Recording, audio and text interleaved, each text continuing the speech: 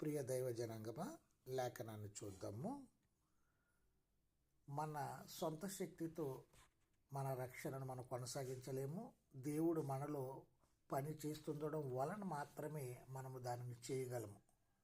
మనము తన చిత్తాన్ని నెరవేర్చే శక్తిని మాత్రమే కాకుండా దానిని చేయాలని ఆశను కూడా దేవుడు మనకిస్తాడు. ఆయన చిత్తాన్ని, ఆయన పనిని చేసేవారు మనమే. అయితే దేవుని కృప, ఆయన శక్తితో మాత్రమే ఆ పని చేయగలము. మనం చేసే ప్రతిదీ ఆయన కృపే. దేవుడికే సమస్త మహిమకు చెందుతుంది ప్రియులారా. అయితే మనం ఒకటి గుర్తుపెట్టుకోవాలి, దేవుని కృపను నిరాకరించే స్వేచ్ఛ కూడా మనకుంది. ఆయన చిత్తానికి విధేయులు కావడానికి ఒప్పుకోకపోవచ్చు, పశ్చాత్తాపడకుండా పాపంలోనే కొనసాగవచ్చు. అది మన సొంత నిర్ణయంపై ఆధారపడి ఉన్నది. అయితే మనం ఆయన కృపను అంగీకరించి ఆయనకు విధేయులం అవడానికి మనం నిర్ణయించుకుంటే దేవుడు సహాయం చేస్తాడని వాగ్దానం చేశాడు.